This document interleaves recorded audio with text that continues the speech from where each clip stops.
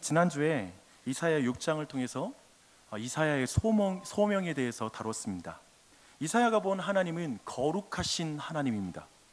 피조물과 완전히 구별되는 하나님을 이사야는 봤습니다.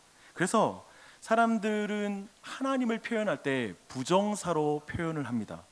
예를 들면 인간과 다른 하나님이라는 차원에서 표현하는 것이죠. 그래서 한계가 있는 인간이니 하나님을 무한하신 하나님이라고 표현합니다. 그리고 늘 변하는 사람이니 하나님은 불변하시는 하나님이라고 말합니다. 능력에 있어서 한계가 있으니 하나님을 전능하신 하나님이라고 또한 표현합니다. 그리고 그분이 무소부재하다 이런 모든 표현을 쓸 때 영어로는 인자를 붙이거나 임을 써서 하나님이 어떤 분이신지 부정사로 표현을 합니다. 그분이 인간과 다른 하나님이라는 것입니다. 근데 이사야는 죄를 가진 피조물로서 창조주 하나님을 배웠고 그 영혼에 하나님의 이름이 새겨졌습니다. 그래서 이사야만 자주 사용하는 이름이 있다고 말했죠.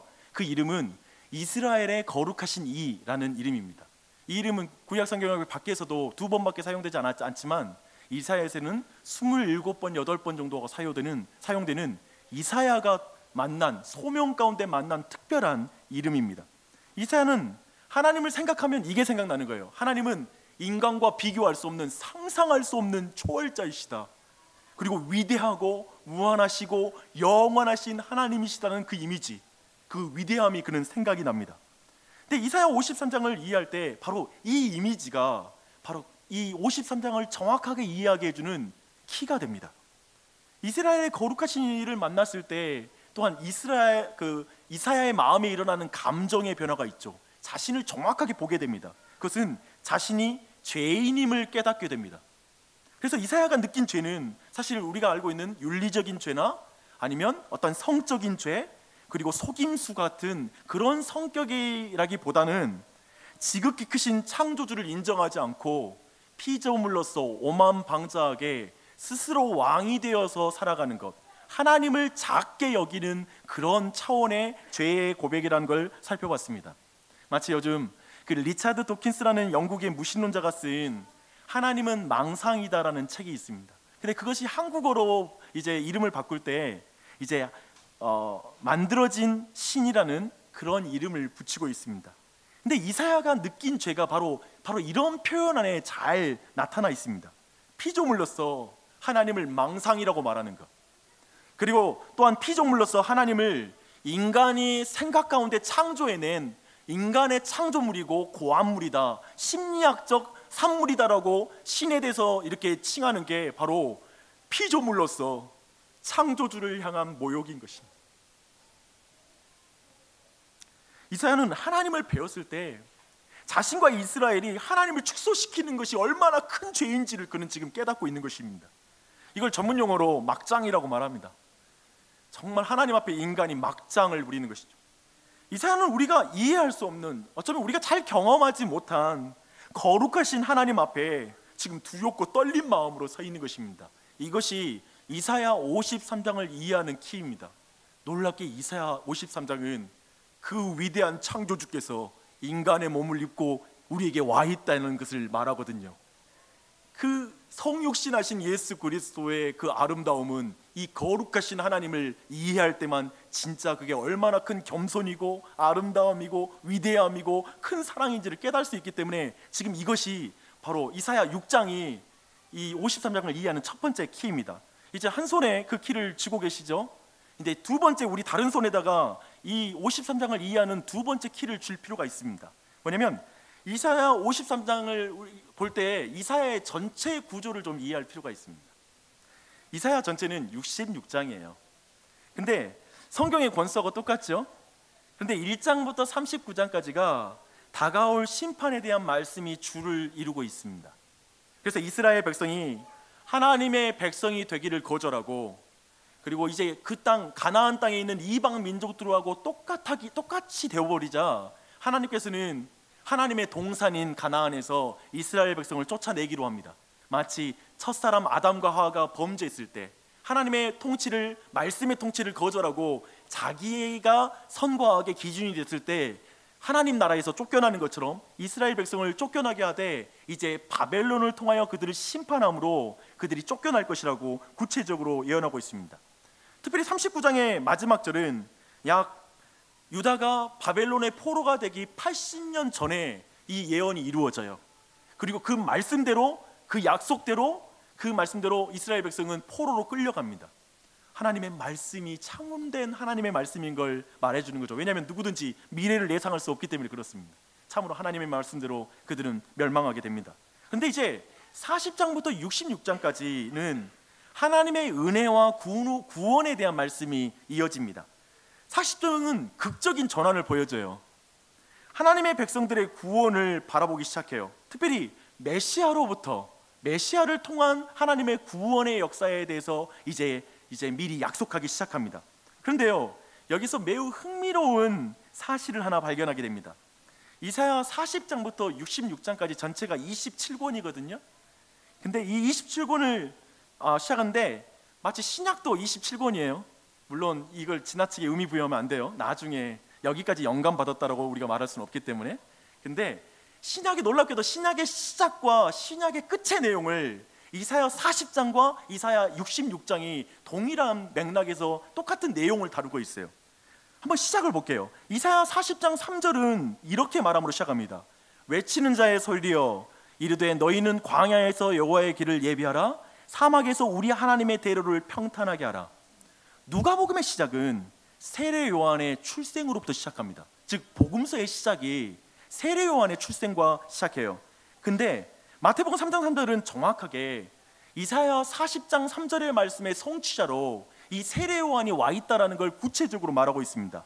그는 여호와의 길을 예비하는 자다라고 말하고 있어요. 그리고 세례 요한이 누구죠? 광야에서 외치는 자의 소리다라고 또한 말하고 있죠. 그런 맥락에서 지금 이사야서 40장은 신약의 첫 성경과 함께 지금 시작하고 있다고 볼 수 있습니다.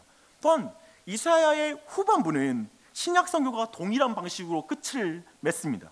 예를 들면 이사야 65장 17절을 보면 이렇게 말해요.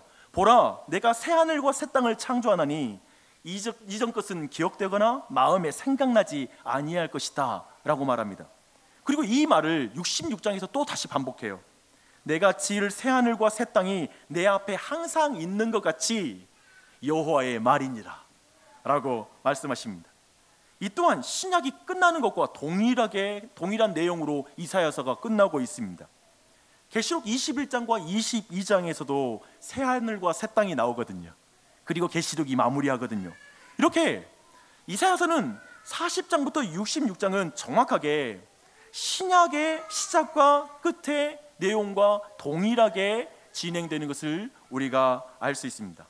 그런데 오늘 우리가 집중할 것은 40장부터 66장 사이에서 바벨론으로 포로로 끌려갈 유다 백성, 곧 자기 죄로 말미암아 하나님의 심판을 받고 하나님 나라로부터 쫓겨난 인류를 다시 회복시키고 구원하실 메시아에 대한 예언입니다. 그래서 52장 13절은 이렇게 시작해요. 보라, 내 종이 형통하리니 라는 말씀으로 시작합니다. 이사야에서 네 번째로 사용하는 여호와의 종이라는 표현입니다. 내 종이라는 표현입니다.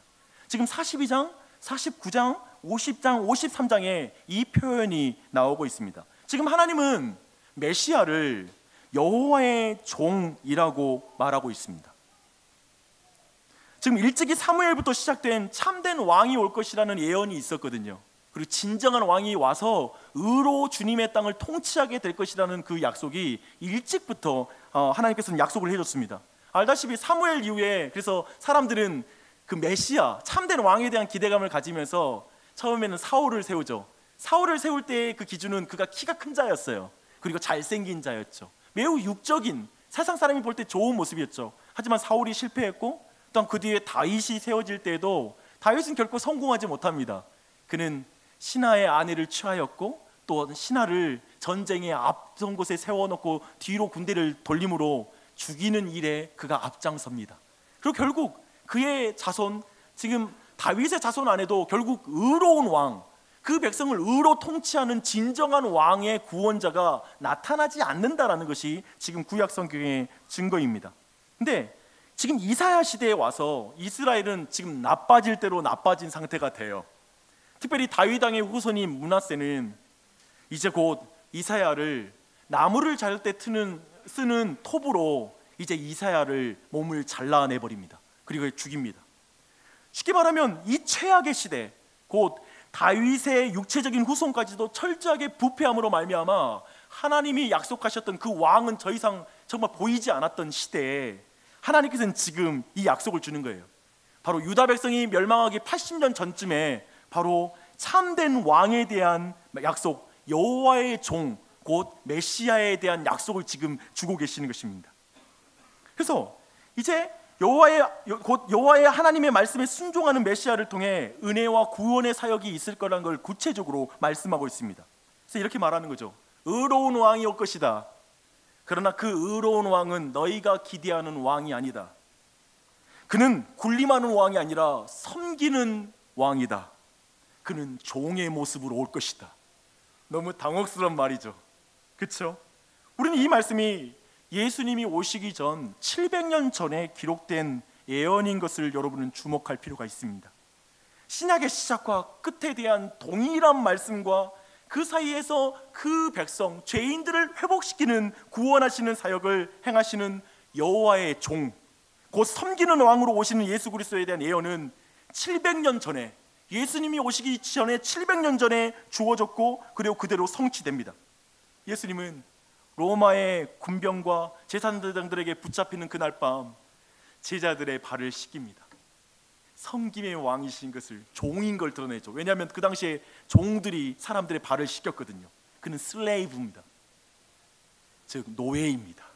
노예의 모습으로 섬기는 모습을 보이시죠. 또 마태복음 20장 20절은 더욱 오늘 본문 53장의 고난받는 장의 그 종과 연결되는 그런 말씀의 성취를 보여주고 있습니다. 인자가 온 것은 섬김을 받으려 함이 아니라 도리어 섬기려 하고 자기 목숨을 많은 사람의 대속물로 주려 함이니라. 너무나 놀랍지 않습니까? 700년 전에 하나님은 종으로 오실 메시아 예수 그리스도에 대한 말씀을 예언하시고 그대로 그 말씀이 이루어집니다. 이건 하나님의 말씀이 참으로 이 모든 성경의 내용이 하나님이 말씀하신 것이라는 걸 분명하게 확증시켜 주는 것입니다. 우리가 생각할 때 메시아 곧 왕이신 하나님의 종이, 하나님이 종의 모습으로 온다는 것 자체도 너무나 믿기 어려운데 그 왕이 대속물이 될 것이라는 것을 분명하게 우리에게 말씀하고 계십니다. 이제 오늘 성경 본문을 제가 그대로 쭉 읽어보려고 합니다. 700년 전에 예언된 메시아의 고난에 대한 기록이지만 그 내용은 너무나 구체적이어서 한 성경교사는 이것은 예언이 아니라 복음이다 라고 말했습니다. 또 다른 한 성경교사는 이렇게 말해요. 이것은 십자가 아래에서 보고 기록한 것이다. 이건 갈보리 아래에서 보고 직접 기록한 내용이다 라고 말합니다. 왜냐하면 그만큼 구체적이고 그만큼 정확했고 그리고 그만큼 실제로 이루어졌던 일이었기 때문에 그렇습니다. 그 상세함과 정확성은 분명하게 예수 그리스도를 통하여 이 예언이 성취된 것이라는 걸 가리키고 있습니다. 그래서 예수님도 이사야를 언급해요. 사복음서 모두가 이사야를 언급해요. 그리고 사도 바울 동안 이사야를 언급해요. 그리고 서신서 안에도 이사야가 언급되는데 시편 다음으로 이사야서가 가장 많이 인용되고 있어요. 신약에서 분명히 하나님의 말씀을 성취한 걸 말하는 것이죠. 이제 그 내용을 제가 좀 마음을 담아 읽겠습니다. 사실 저는 오늘 본문을 보면서 이 본문에 대한 해석을 거의 하지 않을 것입니다. 그저 한번 쭉 읽는 것으로 갈 거예요. 왜냐하면 너무 구체적이고 너무나 정확하게 우리에게 이루어졌기 때문에. 이번 한 주 동안 저는 이 말씀을 한 30번 이상을 계속 읽었습니다. 그냥 그것만으로도 얼마나 큰 감격이 되던지요. 그러나 이 시간 여러분이 이 말씀을 들으실 때 당신의 죄를 위해 종과 대속물이 되신 왕이라는 그 이미지, 이사야 6장의 창조주가 죄인을 위해 대속물이 되는 종으로 오셨다라는 그 이미지를 가지고 이 말씀을 쭉 여러분이 들으시길 바랍니다. 우리가 전한 것을 누가 믿었느냐? 여호와의 팔이 누구에게 나타나느냐? 그는 주 앞에서 자라나기를 연한 순 같고 마른 땅에서 나온 뿌리 같아서 고운 모양도 없고 풍채도 없은즉 우리가 보기에 흠모할 만한 아름다운 것이 없도다. 그는 멸시를 받아 사람들에게 버림받았으며 간고를 많이 겪었으며 질고를 아는 자라. 마치 사람들이 그에게서 얼굴을 가리는 것 같이 멸시를 당하였고 우리도 그를 귀히 여기지 아니하였도다. 그는 실로 우리의 질고를 지고 우리의 슬픔을 당하였거늘 우리는 생각하기를 그는 징벌을 받아 하나님께 맞으며 고난을 당한다 하였노라. 그가 찔림은 우리의 허물 때문이요 그가 상함은 우리의 죄악 때문이라. 그가 징계를 받음으로 우리는 평화를 누리고 그가 채찍에 맞음으로 우리는 나음을 받았도다. 우리는 다 양 같아서 그릇 행하여 각기 제 길로 갔거늘 여호와께서는 우리 모두의 죄악을 그에게 담당시키셨도다. 그가 곤욕을 당하여 괴로울 때에도 그의 입을 열지 아니하였으며 마치 도수장으로 끌려가는 어린 양과 털 깎는 자 앞에서 잠잠한 양같이 그의 입을 열지 아니하였도다. 그는 곤욕과 신문을 당하고 끌려갔으나 그 세대 중에 누가 생각하기를 그가 살아있는 자들의 땅에서 끊어짐은 마땅히 받을 내 백성의 허물 때문이라 하였으리요. 그는 강포를 행하지 아니하였고 그의 입에 거짓이 없었으나 그의 무덤이 악인들과 함께 있었으며 그가 죽은 후에 부자와 함께 있었도다. 여호와께서 그에게 상함을 받게 하시기를 원하사 질고를 당하게 하셨은즉 그의 영혼을 속건제물로 드르기에 이르면 그가 씨를 보게 되며 그의 날은 길 것이요 또 그의 손으로 여호와께서 기뻐하시는 뜻을 성취하리로다. 그가 자기 영혼의 수고한 것을 보고 만족하게 여길 것이라. 나의 의로운 종이 자기 지식으로 많은 사람을 의롭게 하며 또 그들의 죄악을 친히 담당하시리로다. 그러므로 내가 그에게 존귀한 자와 함께 몫을 받게 하며 강한 자와 함께 탈취한 것을 나누게 하리니 이는 그가 자기 영혼을 버려 사망에 이르게 하며 범죄한 중에 하나로 헤아림을 받음이니라. 그러나 그가 많은 사람의 죄를 담당하며 범죄자를 위하여 기도하였느니라. 아멘. 아멘. 이제 잠시 우리가 서론에서 두 손에 쥔 두 개의 열쇠와 함께 이 말씀을 정리할 차례입니다. 이사야는 거룩하신 하나님 앞에 설 때에 자신이 얼마나 큰 죄인인지를 깨닫습니다.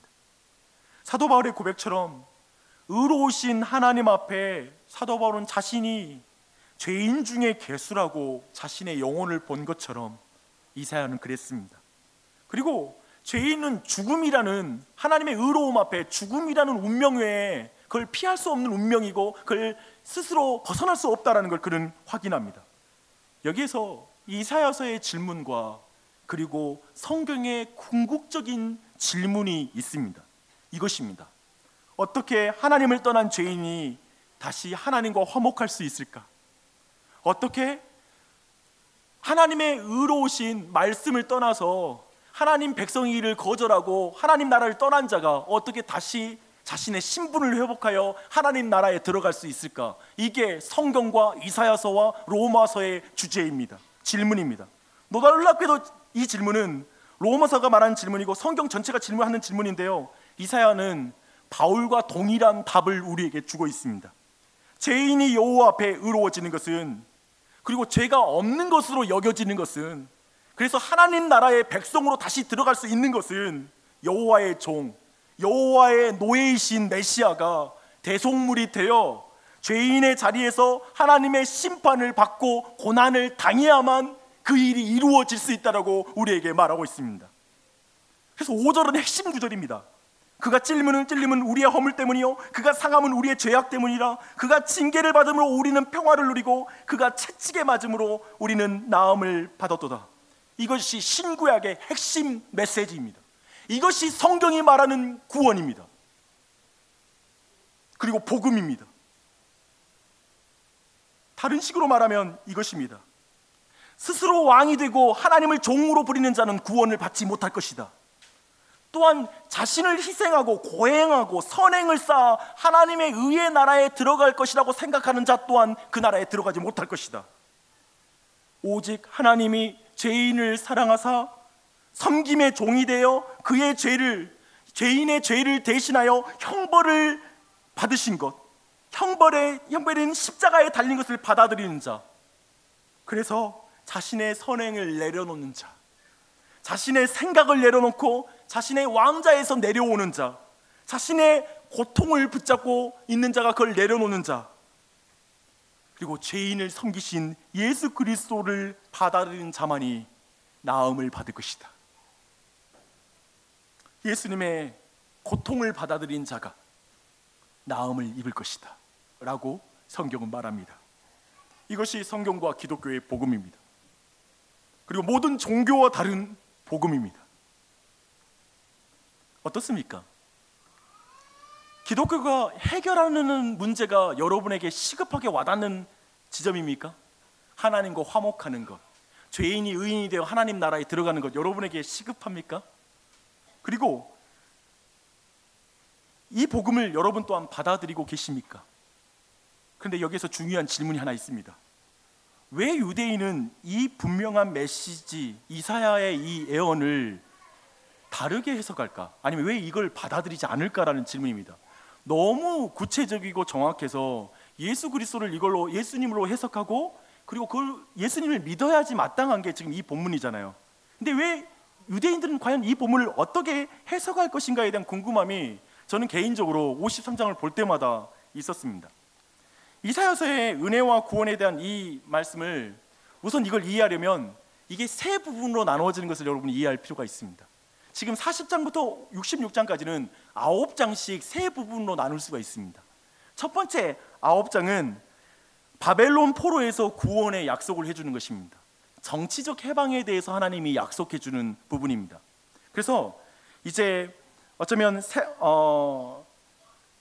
좀 이따 보고요. 그리고 나서 마지막 9장은 뭐냐면 저주받은 땅으로부터의 구원입니다.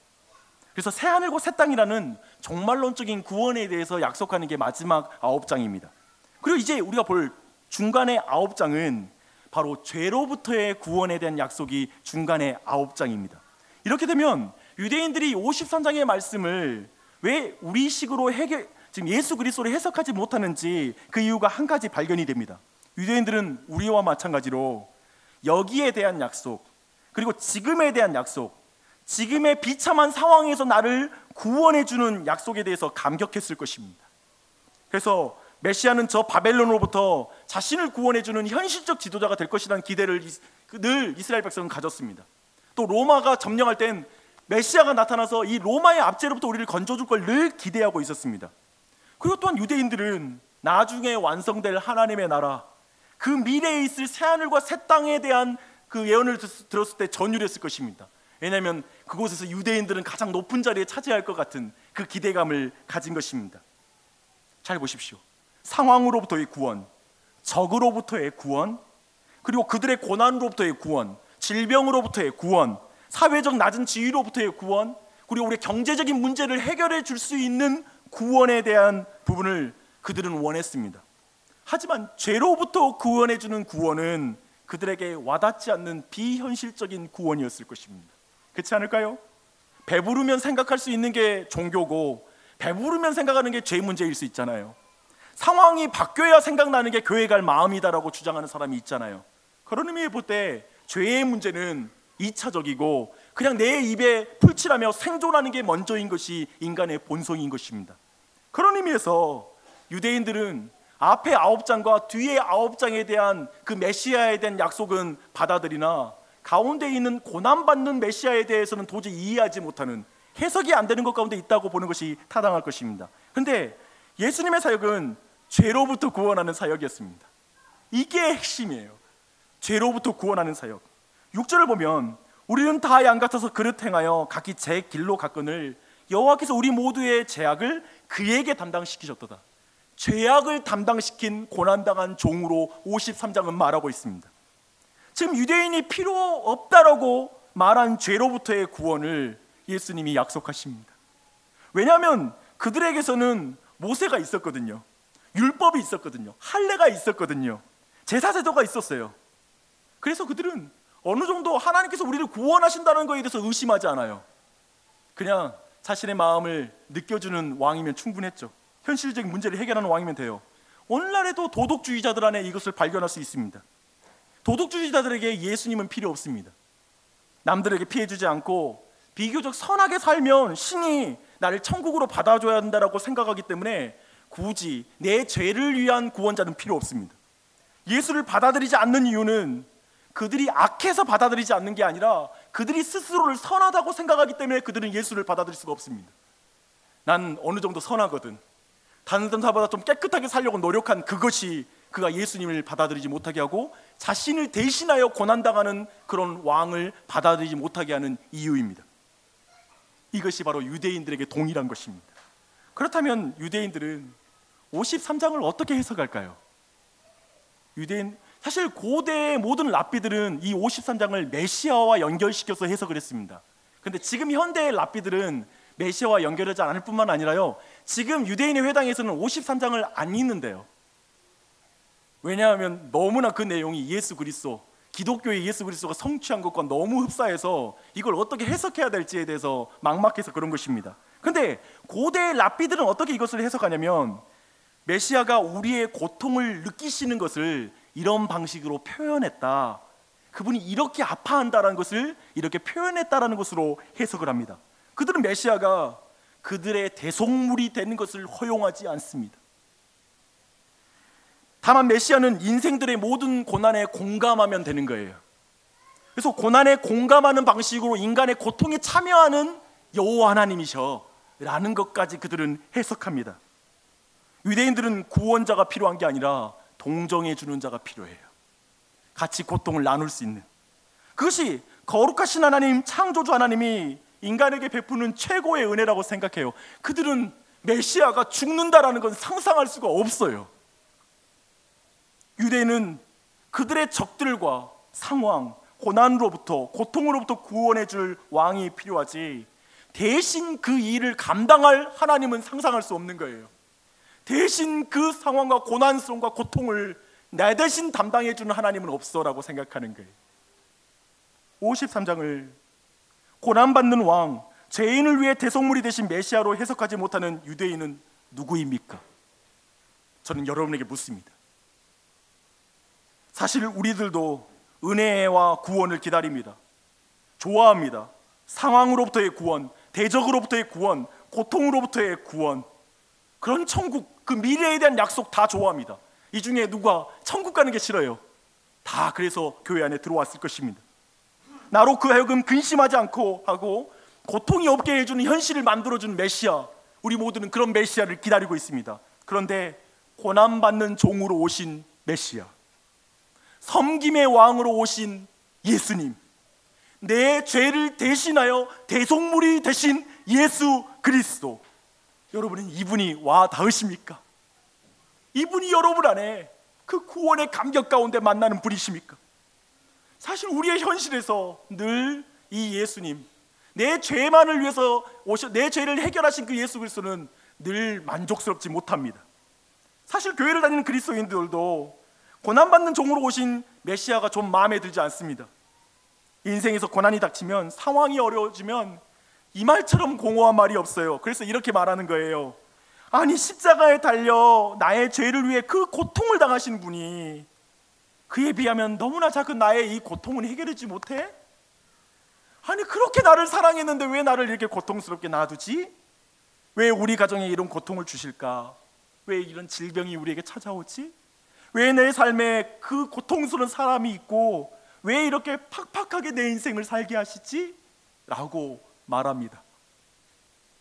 하나님은 전혀 저를 자신을 위로해 주지 않는 것 같아요. 그리고 하나님, 어쩌면 그 거룩하신 하나님은 나의 고통을 전혀 느끼지 못하는 하나님 같아요. 그래서 이렇게 말하는 거예요. 그분이 전능한들, 그분이 위대한 분인들 나와 무슨 상관이 있단 말이야? 정말 하나님은 나의 고통을 아실까? 정말 하나님 나의 인간의 고통을 정말 이해하는 분이실까? 그냥 나 고통받는 거 멀리서 지켜보는 그런 거룩한 하나님? 정말 매력 없다. 제발 내 고통에 동감하는 하나님이라도 느꼈으면 좋겠어요. 정확히 우리는 유대인의 기대를 하고 있는 거예요. 그리고 정확하게 우리는 유대인의 자리에서 똑같은 걸 기대하고 있는 거예요. 기독교에서. 그러나 창조주 하나님은 그런 죄인들을 위해 인간이 되셨습니다. 여러분, 이사야 6장의 이미지를 가져오십시오.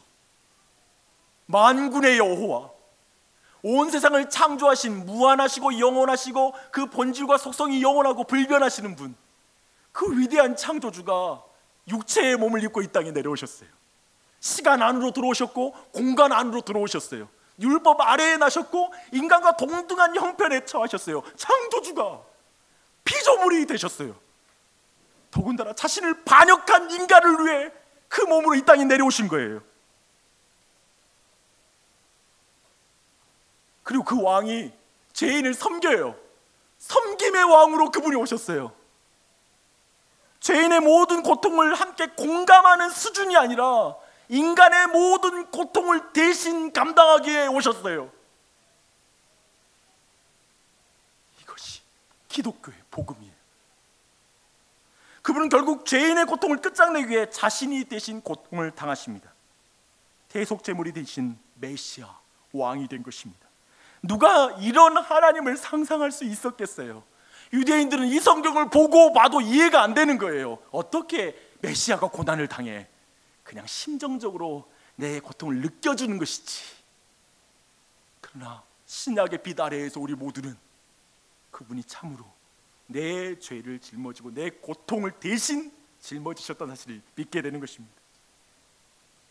이게 기독교의 복음입니다. 사도행전 8장에는 오늘 말씀과 관련된 이야기 하나 나옵니다. 에디오피아라는 북아프리카에서 너무나 먼 지역, 그 당시에는 아무나 예루살렘을 찾아오지 못할 텐데 이 사람은 유대교로 개종한 사람이라서, 그리고 정말 신앙이 깊은 사람이라서 예루살렘을 찾아왔다가 다시 마차를 타고 돌아가는 길입니다. 근데 그가 그때 얼마나 하나님을 사랑하는 사람인지 이사야 말씀을 읽고 있어요. 근데 그가 그 말씀을 읽는 중에 도저히 이해가 안 되는 부분이 있는 거예요. 그 부분이 오늘 본문이에요. 그래서 그는 이렇게 말해요.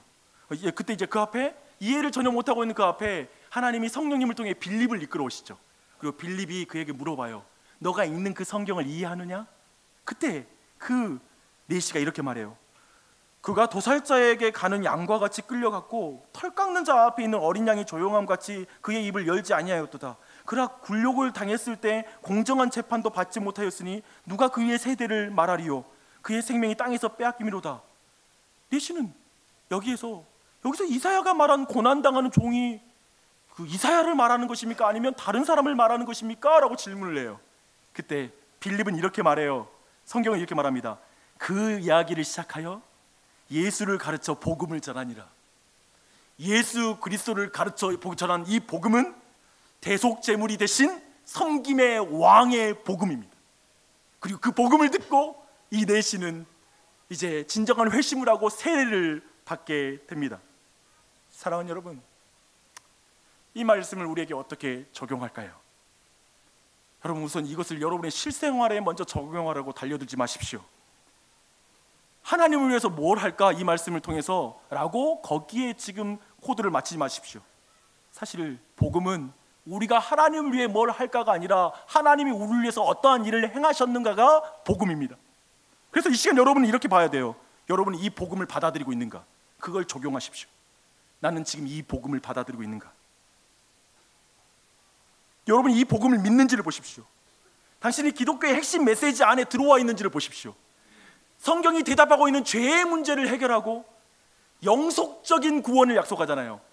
그저 현실 문제를 해결하는 것은 일시적인 구원이지만 내 영혼이 구원받고 죽어서도 영원한 생명을 얻는 영속적인 구원, 인간의 치명적인 문제를 근본적으로 다룬 예수 그리스도의 이 질문과 답이 여러분에게 진짜 와 닿고 있는지를 보십시오. 그리고 이 사실을 받아들이는지를 보십시오. 예수 그리스도를 그저 당신의 마음에 공감하는 종교의 창시자 정도로 이해하는지, 좋은 인생관을 가르쳐주는 좋은 도덕 선생님을 생각하는지, 상담가로 생각하는지, 아니면 여러분의 현실적인 문제를 해결해주는 좋은 복지사 정도로 예수님을 생각하는지 여러분은 적용하며 보십시오. 그저 미래의 천국만을 생각하며 내가 도피할 처소를 확보하는 차원의 기독교를 믿고 있는지를 돌아보십시오. 사랑하는 여러분, 기독교의 핵심 메시지를 다시 들어보십시오. 세례 요한은 예수 그리스도를 바라보며 이렇게 말합니다. 보라. 이사야서 지금 12장 13절이 보라로 시작해요. 보라, 세상 죄를 짊어지고 가는 하나님의 어린 양이로다. 그분은 당신의 고통에 동감하실 뿐만 아니라 당신의 고통을 짊어지신 분이십니다. 이 예수님이 그 거룩한, 무한한, 온 세상을 창조하는 창조주가 예수 그리스도를 통하여 죄인을 이처럼 사랑하셨으니 여러분, 뭘 더 가져 여러분의 정체성을 찾겠습니까? 집, 명예, 좋은 직위, 자녀들이 성공하는 것, 그 모든 것으로 여러분의 정체성을 삼을 수 있겠습니까? 이 예수를 거절하고 말입니다. 이 예수님을 여러분이 받아들이십시오.